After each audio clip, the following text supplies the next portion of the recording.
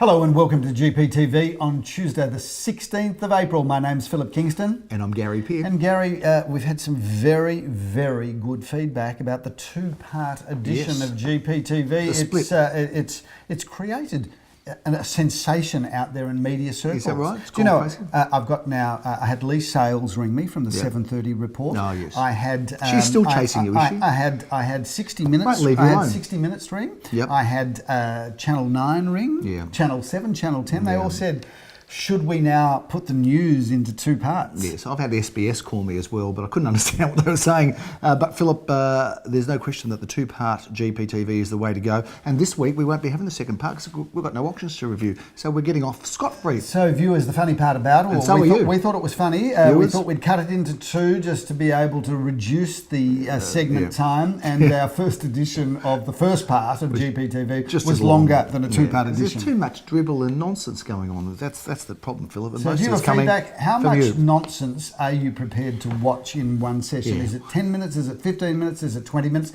We think the sweet spot is probably 20 minutes, I would love your idea. Julie in the bath, who watches from the bath, I think she likes a bit longer because, you know, she likes to get She likes to sink and soak and have that whole experience, Philip. Shout out to Julie from the bath, right? So Julie, I think, is one of the nicest people that you're ever going to meet, and she's got a heart of gold. And her husband's But I've got to tell you, they've got this thing happening at the moment, Julie, which I think is just that little bit weird. So she came to an auction on Sunday, pushing a pram, and I'm thinking to myself, I didn't realise that Julie has either another child or a grandchild. I didn't realise that. And I look in the pram and her dog is in the pram. Now, I kid you not, she's pushing the dog in the pram all the time. It's not like, oh, I was pushing my niece, nephew, child or grandchild around and the dog jumped in. I think she left home pushing the pram with the dog in it. Well, unless there was a baby and the dog dispossessed the baby and took over the pram. Well, could have been a dingo, Gary. And that doesn't end well, Julie. So what is that about, Phil? Is that about a clucky grandmother-to-be or someone that misses having little kids?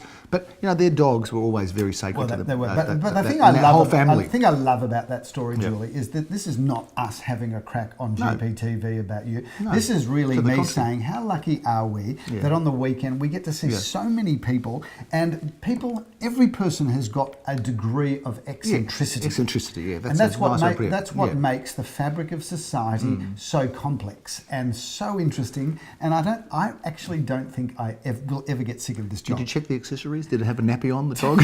A dummy? It's getting stupid, Philip. There we go. Can we talk about the market, because we've got to get into it eventually. So that was Lamia Road. I'm going to just jump in and out. I mean, I know you've got a theme, Gary, but now that we're trying to keep it to 20 Good minutes. on you. Mess the whole show up again. That was at number 58 Lamia Road. Whilst the price was undisclosed, Gary.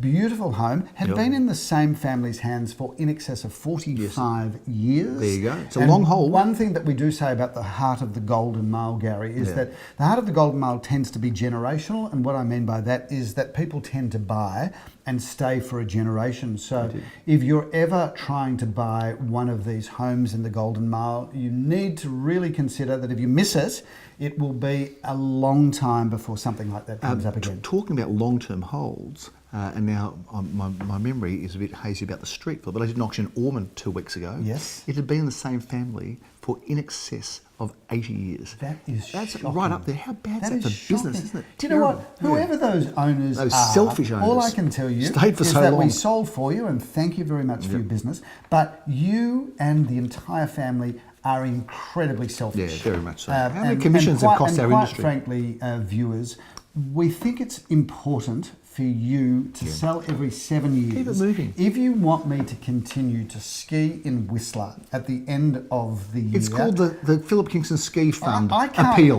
It's an appeal. I cannot continue to ski annually. If you stay for that long. If you stay in your property stop for 18 years. Stop being so damn selfish. I had another one yesterday, an apartment, Philip, also long hold. They've said and I loved the client until they told me they've owned it since the 80s, and I thought, another selfish client. So tedious. Anyway, people that are actually happy in their homes, Gary. It's pathetic. We need to try to cause some trouble and disharmony in the domestic situation. Good at spreading gossip. Well, how long have you been in your home for? So my current home, I think, actually, good point, Gary. I think I've been there now for 15 years. So and you know what? And you know the worst part about that? I've got no intention of moving. So you're one of those awfully selfish staying people as well. Phil, look, let's talk about the weekend. 18 out of 19. That's a 95% clearance rate. Again. That's a massive high five. 95%. That is getting industry, spectacular. 57%. And here's the funny thing, Phil. Yeah. The one that didn't sell, it was only one, and this hasn't happened very often, right? The buyer and seller agreed on price. The buyer said, I'm going to get my wife to come. The one we didn't sell. The one we didn't sell. The one that got away. Phil, because I was at the auction and Leon, because you were the auctioneer. No, nothing to do with this. Couldn't find a more capable negotiator than Leon. Finally, the buyer and seller agreed. Yes. The seller was a fellow there with his son, lovely guy, called the wife. The wife came, they negotiated, agreed on a price, sat down and said, no, I'm not going through with it.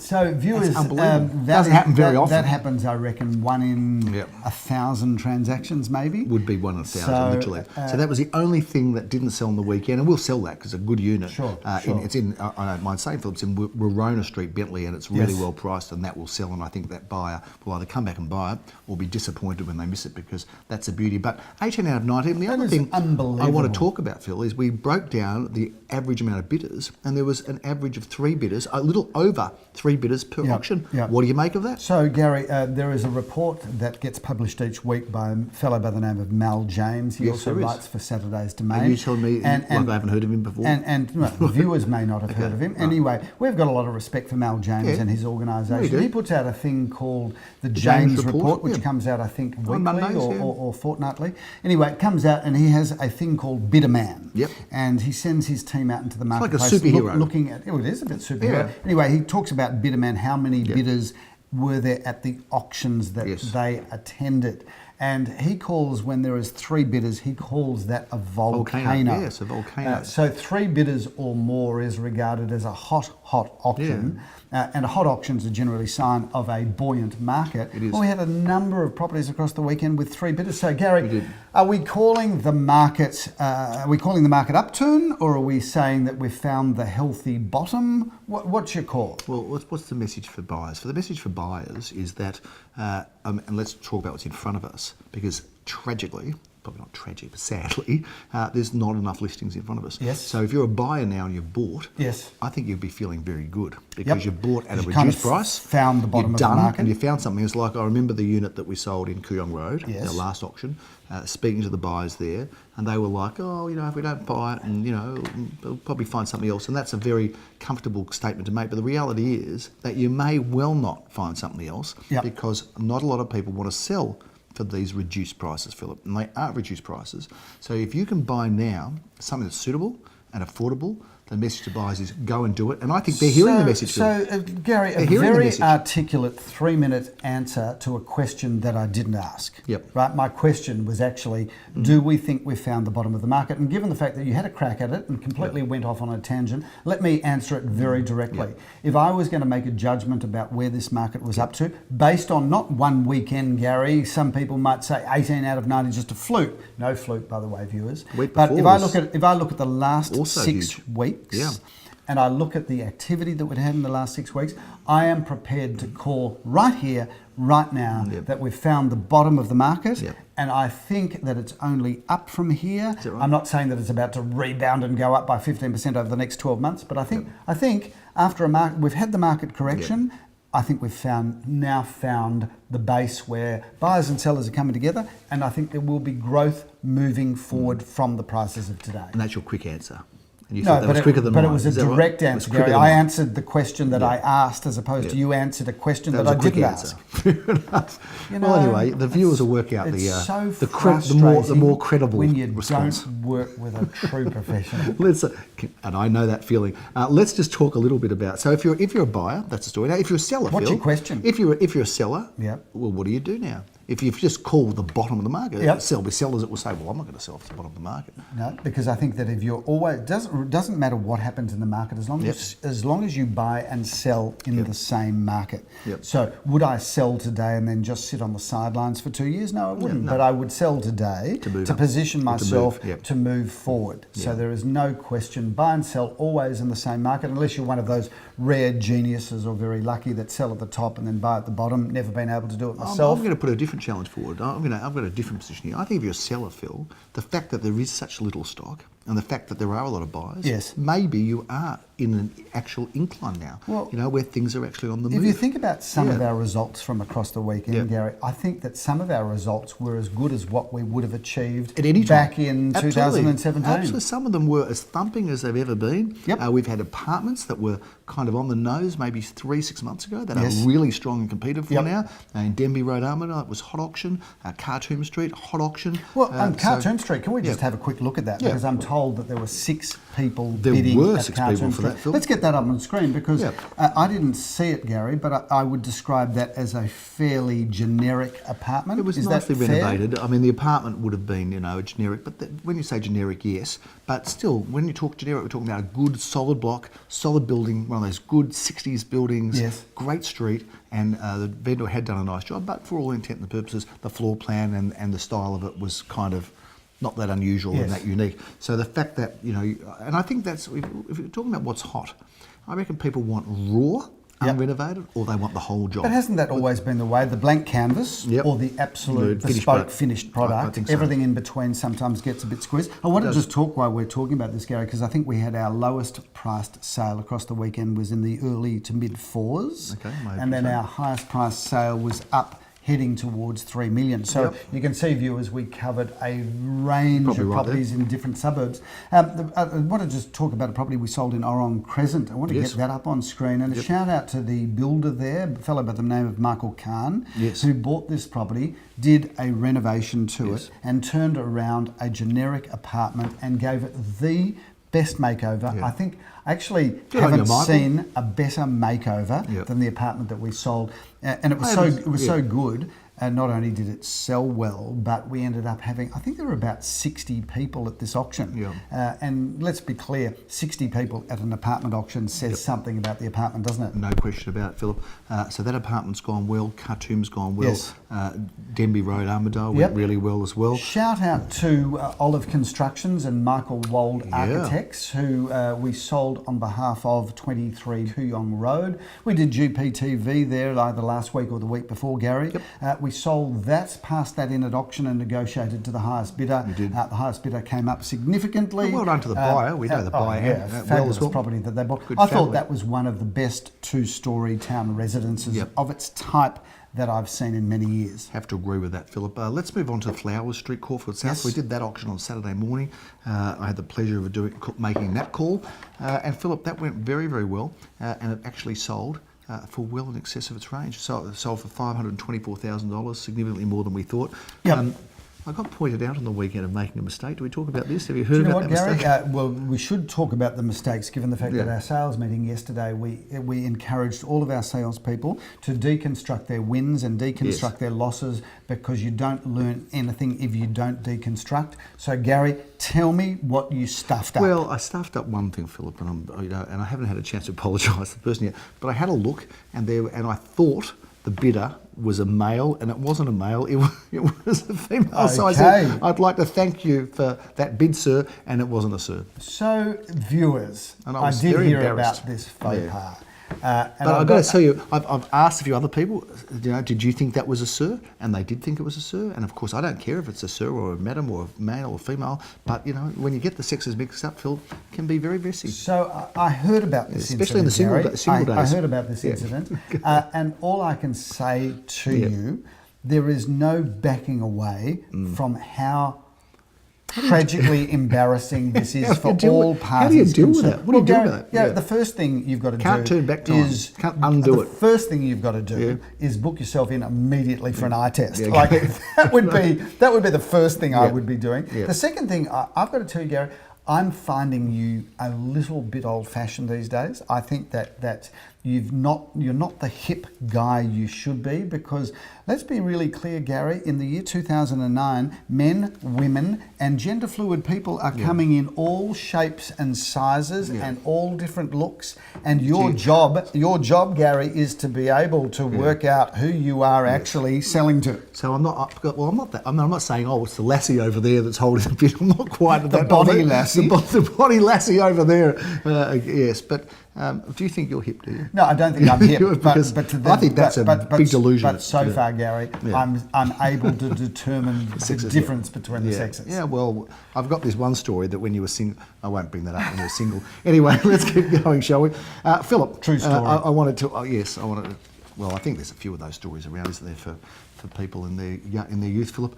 Let's talk also, Philip, about the auction at 48 Orong Road. Yes. Because that was... Wow, we've got some footage of that. We've got a little bit of footage of that. Visual Domain will have some footage of that, because we shot the whole thing. Let's show that. Now, the buyer, who it was bought by an advocate, that party-spoiling buyer, and I say that tongue-in-cheek, said, don't you report the price, it's undisclosed. So we're going to respect the buyer advocate, not going to do it. But I've got to say, Phil, in terms of the premium, there's nothing to undisclose that. I think it sold for close to $300,000 over the reserve and range. What an incredible result, and congratulations to the sweetest vendor. Yeah. I'm not sure if they've got footage of them. Do you know what they are? I'll put it up. Was it two vendors? Because there were two ladies on their they were walkers, there together, and they were beautiful. Yeah, this lady, European woman in her 80s. If I've got some footage, I'll show it now. You had a very active auction today. Yes, a lot of people. A lot of people. I was very pleasantly surprised. If you just saw it, you'll know it was wonderful. If not, then I've just made a fool of myself again.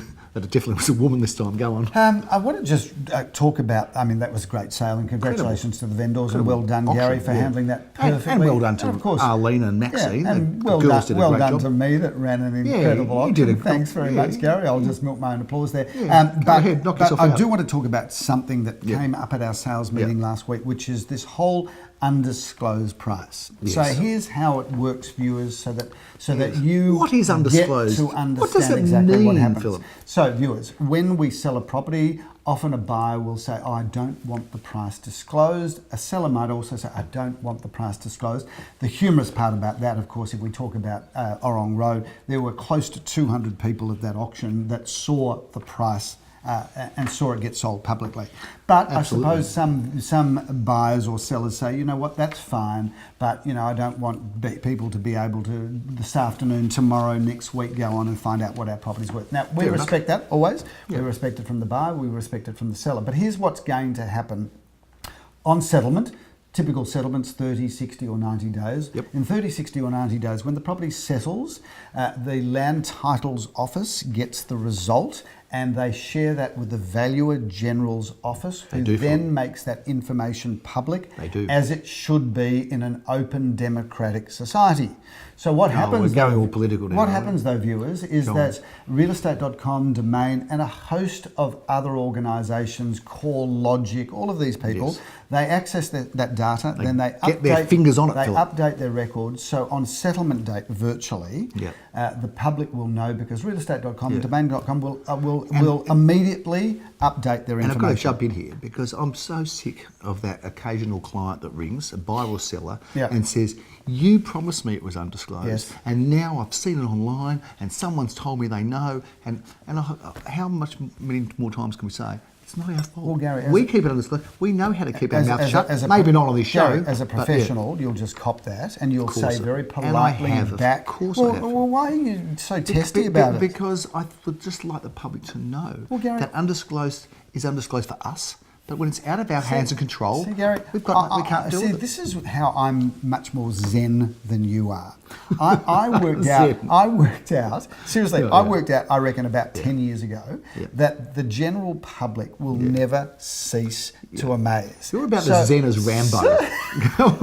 That's how zen you are. So ultimately now, when the general public has a crack at me, you know what I do? I smile, right? I smile, I say, let me get back to you. I then jump into my Range Rover and drive off into the sunset. I do a few donuts on the street in anger and speed off. You cannot let the general public get to you, Gary, because the general public, Look, they've all got issues. I say Gary. that. I They've all say, got it, I issues. say it tongue in cheek, Philip, because there's plenty we do wrong, and I've done something wrong because thank you, sir.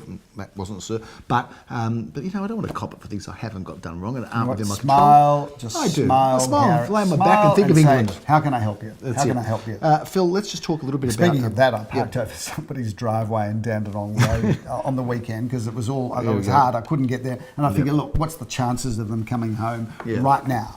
So, of course, I which was not the right thing to do, but normally I will always... Let's just talk about how the average person feels about a shiny Range Rover blocking access to the driveway. Do you think they'll understand and feel warm and fuzzy about that? Do they think they'll say, let's give this battler in this Range Rover a break? I've got to tell you, how's that going to go down? The woman is completely in her rights to be upset, right? So let me show you how it's done, Gary. We're copping it this week, woman aren't we? is completely in her rights to be upset. I've parked over her driveway. I didn't seek permission. She couldn't get into her home. Dandenong Road's busy, so fair enough she's upset. So she parks in front of, she parks just she just parks behind me. There was a space, it wasn't a big deal. And I've got to tell you, whilst I'm in the wrong, right, this woman jumps out of the car and unleashes a tirade about what right have I got to park across your driveway. Good on you. No, I want to meet you. I like that. Fair enough. Fair enough. This woman is completely in her right. So all I could do under these circumstances was smile first.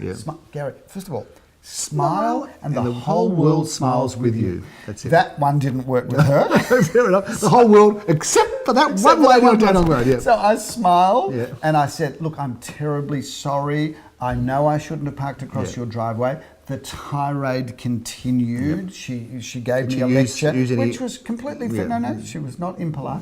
But the tirade continued, and I said, "Look, I'm terribly sorry. My best smile again." The tirade completed. Did you clean your teeth that morning? No, finally, I just said to her, "Madam, you are completely in your rights to be unhappy with the way I parked across your driveway, but all I can continue to do is apologise." And how did that go? I think she kind of realised, you know what, I had done the wrong. She was within the right to have a go at me. But after you've apologised a number of times, really, what more is left? Well, you know what, there's a lot of talk in the media this week about politicians taking too long to apologise about things or not doing it at all, Philip. So there you go. So you know what my view is? What's that? Apologise quickly. Yes. Apologise quickly because do it sincerely. ultimately viewers take this opportunity to apologise to your husband, your wife, your partner, your mother, your children, your next door neighbour, because everybody's under pressure. Everybody's got issues. And everyone's doing their best. Is there anything you want to apologise to me for, man? While you want to roll? No, I'm pretty much very happy with the way I treat you. Phil, we are at 1 Elmhurst Road. And by the way, we're not doing the review of any properties this week, which we'd usually do in our second show. But there is no properties this week. 25 minutes already. I know, it's gone on for too long. It's the Easter edition, the Passover edition. A Passover, Easter edition, there's bunnies. School holidays edition. There's Pharaoh, there's bunnies, there's everything. Tell us about this home, Philip. We're at 1 Elmhurst Road. We've had it just open once, and we had a lot of people Big weekend, Gary. 33 groups of people here, Philip. Can't argue with the general public. When they know a good property, they come out and force and see them. And we know one too. Gary, firstly, I'm in love with Elmhurst as a position, and particularly this part of Elmhurst, because we're really almost at the apex of Elmhurst and Balaclava Road. Got it. Which means we can just walk out the front door, get on a tram, or walk to the many cafes now at the Caulfield Junction. Yes, indeed. You could get up perhaps at 4:45 in the morning and be at Caulfield Park to do a lap. They would with see you. Well, they would see me, you Gary. up, and they'd see me still up. Still up, coming home. They'd see you coming home. But ultimately, it's the most fantastic location because we've got trams, parks, and cafes on your doorstep. Indeed. But then you come home to this home, it's really an oasis of peace and quiet. It is. Set behind the high fence, beautiful off-street car parking, a lovely picture postcard, perfect Victorian stroke Edwardian facade. And then the house opens up. You've got beautiful bedroom accommodation. You've got these wonderful polished timber floorboards, high ceilings, cornices, deep skirting boards, Gary, kitchen meals, family room, which is massive. And then, of course, the private and tranquil rear garden with the patio Gary, this is a home that's perfect now. It's also a home that you could buy today, live in happily tomorrow, but think about further improvements. Well, and I think you've that's got the land, haven't you? You've got Yep. the position, you've got the land, and of course you've got all the opportunities that go with that. But I agree with you. It's nicely wrapped up, Philip. Thank you, Gary. The details are on screen, and we're looking forward to seeing you at And this Gary, one. I think we can call this the second edition of the not-so-short new edition of GPTV. Exactly right. It's fantastic how much we've shortened it not. That's a big wrap on GPTV for this Easter week, Philip, coming into Good Friday. Don't wait for Thursday for your second part No, they edition, won't be because coming. there is no second part edition this Thursday because there is no auctions the Easter stroke Pesach stroke Passover weekend. We'll be back next Tuesday, Philip, with not a report from the weekend past, but a review of the weekend ahead. We're all out of order now. Everything's just become confusing, but that's how it is on GPTV. We look forward to bringing you the news and the views next week on GPTV. I'm Gary Pearce. I'm Philip Kingston. Have a fabulous long weekend.